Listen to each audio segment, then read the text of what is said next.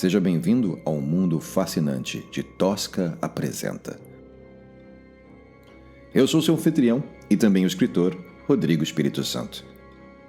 Em nossa primeira temporada, trazemos para vocês O Sítio Sangrava.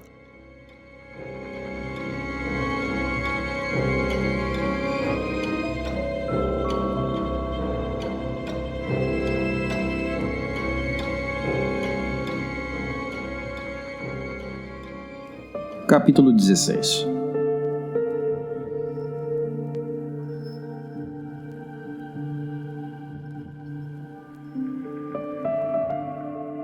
Edu abriu os olhos e viu o céu estrelado. Sentiu o cheiro da terra úmida e as folhas do capim a lhe roçarem o rosto. A perna ferida latejava, a cabeça girando. Demorou para conseguir erguer-se, as mãos escorregando no solo fofo. Caiu algumas vezes, batendo as costas. Sentiu pontadas de dor na têmpora. Respirou fundo, tentou mais uma vez e sentou-se em meio à mata. Percebeu que rolara para fora da estrada. Imaginava que estaria de volta ao caminho cheio de poeira, mas não era o caso. O mato alto quase lhe cobria os olhos. Mal conseguia ver além da vegetação. Precisava colocar-se de pé para ver onde estava. Usou os braços e a perna boa para erguer-se, tentando poupar os ferimentos remendados. Edu observou o território ao redor. Apesar do brilho da lua, mal conseguia discernir qual caminho deveria seguir entre as sombras azuis e turvas. Apenas as luzes no horizonte denunciando a presença de energia elétrica. Certamente se tratava do sítio. Começou a jornada arrastando a perna. Os primeiros passos foram os mais dolorosos. Com o tempo, Edu adaptou-se ao terreno e às limitações, mas a mente permanecia embotada e inquieta. Pensava em Ruth e Mara sozinhas naquela casa, à mercê da cuca. Lembrou-se dos dentes cravando-lhe a carne. Como poderia salvá-las? O que poderia fazer sozinho contra aquela fera? Estava inconformado com a covardia de Wagner. Fugir no único veículo e deixá-los à própria sorte.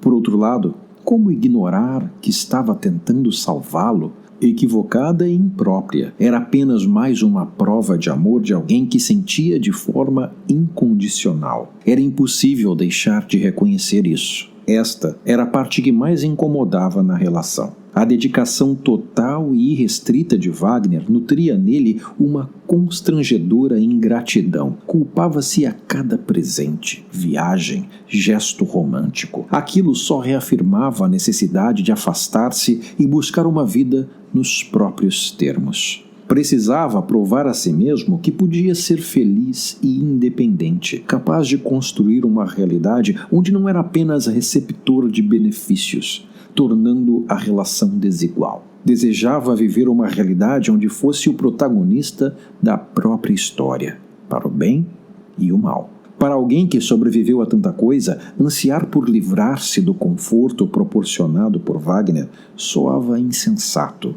Mas, ao mesmo tempo, entregar-se à inércia da estabilidade era submeter-se à própria incapacidade. Edu deu-se conta da situação durante um vernissage, numa galeria chique da Zona Sul, no Rio de Janeiro. Eram as obras de um artista plástico pernambucano. O jovem usava rejeitos de plástico do lixão recifense para criar belíssimas peças. O trabalho era reconhecido internacionalmente e o artista uma figura renomada. Edu estava ali, admirando o trabalho e bebericando champanhe na companhia de Wagner. Mas, se não fosse pelo parceiro, onde estaria? Não era que Edu menosprezasse o amor de Wagner ou nada sentisse. Muito pelo contrário, uma questão de identidade. Era injusto oferecer-lhe alguém incompleto, inacabado, inquieto. Edu limpou o suor da testa. O esforço de mancar pela vegetação alta era extenuante. Imaginou que levaria menos tempo para retornar à estrada, mas a mata tornava-se mais densa e pesada a cada passo. As luzes no horizonte pareciam mais distantes, as árvores mais próximas. Em pouco tempo caminhava por uma floresta densa, a vegetação encobrindo a lua, imerso numa profunda escuridão. Usando os troncos como sustentação, Edu abria a passagem lentamente, bufando com um esforço absurdo a cada metro avançado. Talvez devesse voltar. No entanto, estava indeciso sobre qual seria a direção certa. Com certeza, acabaria andando em círculos. Achou mais seguro prosseguir. Uma pancada seca ecoou na mata e fez o rapaz prender a respiração.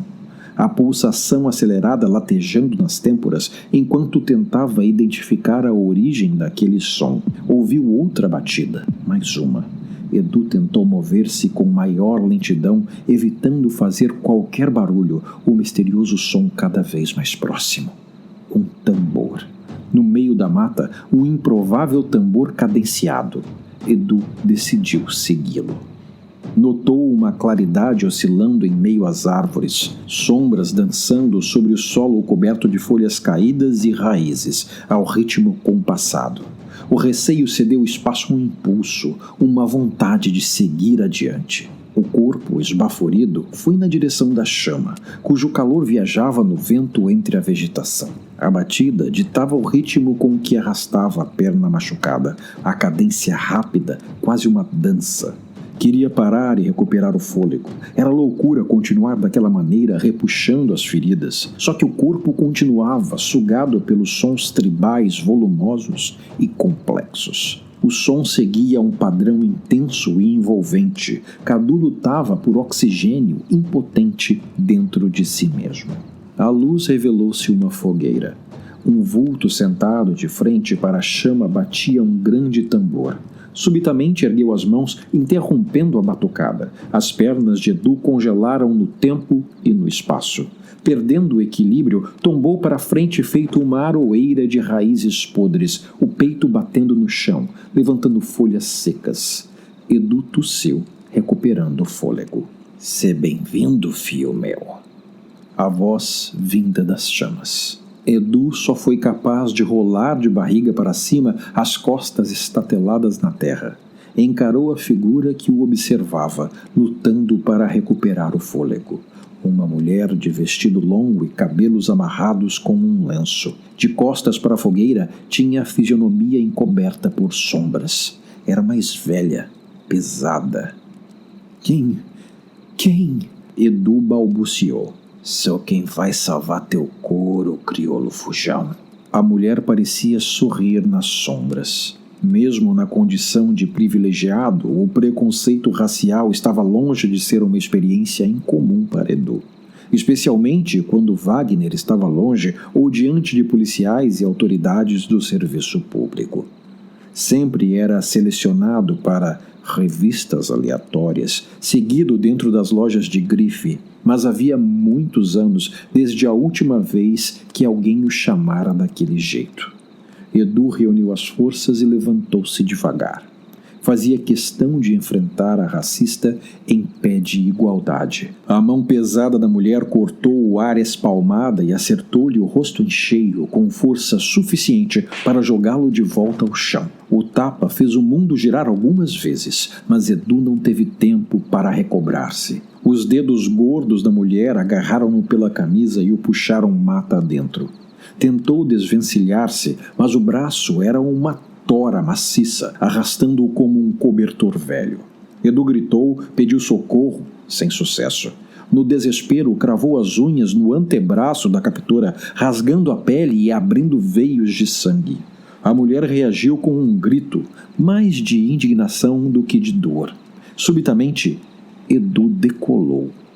Estava agora pairando acima da cabeça da mulher, cujo punho pressionava-lhe a traqueia, transformando o próprio peso dele numa forca. Estava sendo esganado, as pernas balançando no ar. Ali do alto pôde ver o rosto da agressora, redondo, negro, olhos vivos e brilhantes, ameaçadores. Edu se deparou com um sorriso muito branco e sádico entre as bochechas enormes. "É melhor parar, nego fujão.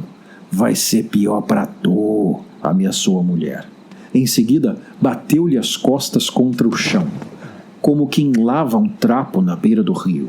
O impacto fez com que Edu perdesse os sentidos. Acordou algum tempo depois. As dores piores. Sabia que estava em maus lençóis, as costas doíam ao respirar. Provavelmente estava com as costelas quebradas. Tentou levar a mão ao tórax, mas não conseguia baixar os braços, formigando pela falta de circulação adequada. Estava preso, os pulsos acima da cabeça, em grilhões num poste de madeira. Sentado no chão de terra, braços estendidos pelas correntes, Edu aos poucos notou que estava cercado por paredes de barro, num cômodo coberto por um telhado de palha. Um pequeno fogareiro iluminava o ambiente com sombras vermelhas. Em pânico, tentou libertar-se das correntes, mas só conseguiu chacoalhar o metal, emitindo um guizo enferrujado. Tentou gritar, mas estava amordaçado. Uma mordaça de ferro cobria-lhe a boca com uma chapa metálica, as hastes envolvendo a cabeça pelos lados e testa, presas na nuca por um cadeado. O chão vibrou com passos pesados, anunciando o retorno da captura. Sua envergadura ocupou toda a entrada do casebre como uma nuvem de tempestade. As únicas coisas que Edu conseguiu discernir nas sombras foram o sorriso alvo e malévolo no rosto da mulher e a lâmina de um serrote na mão. Edu tentou gritar novamente, sem sucesso.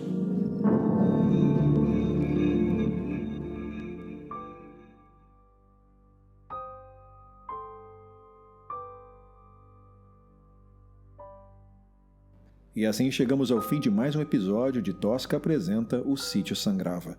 Se você gostou, não se esqueça de comentar e avaliar este podcast no seu agregador. E se você aprecia o nosso trabalho e quer contribuir para que possamos continuar trazendo um conteúdo de qualidade, visite o nosso site no Apoia-se. Lá você vai encontrar diversas formas de nos apoiar. Fique atento aos próximos episódios, sempre às sextas-feiras, à meia-noite. Até lá, boa noite e bons sonhos.